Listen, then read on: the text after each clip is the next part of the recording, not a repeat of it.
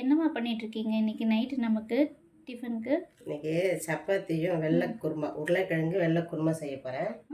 இங்கே வந்து பிறகு உருளைக்கிழங்கு கட் பண்ணி கழுகி தோல் நீக்கிட்டு கட் பண்ணிவிட்டு கழுகி இதில் போட்டிருக்கேன். இப்போ வந்து தக்காளி ஒரே ஒரு தக்காளி போடுறேன்,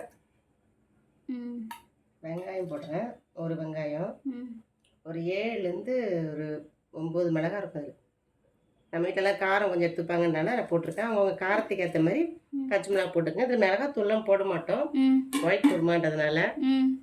மஞ்சள் தூளும் போட மாட்டோம், சரிங்களா?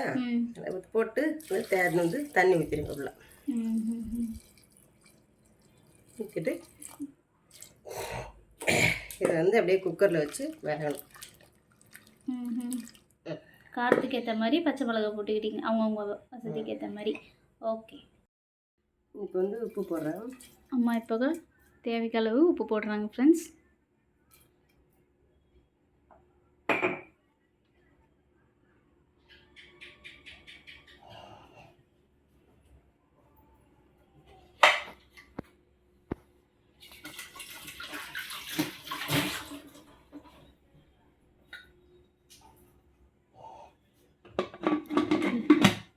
லிட் போட்டு நம்ம மூடி வச்சிடறோம் ஃப்ரெண்ட்ஸ்.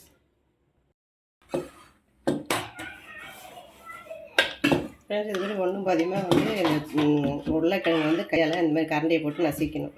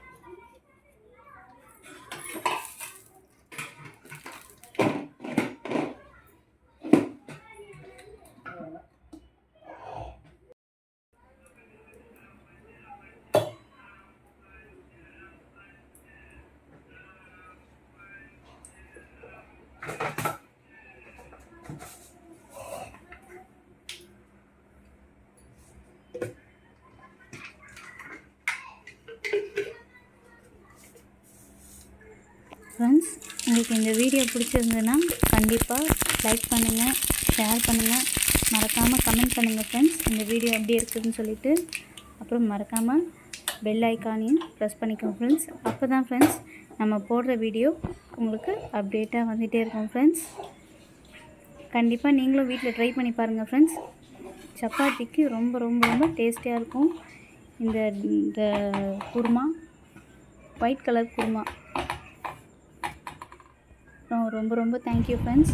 இவ்வளோ நேரம் இந்த வீடியோவை நீங்கள் பொறுமையாக பார்த்ததுக்கு ரொம்ப தேங்க்யூ ஃப்ரெண்ட்ஸ்.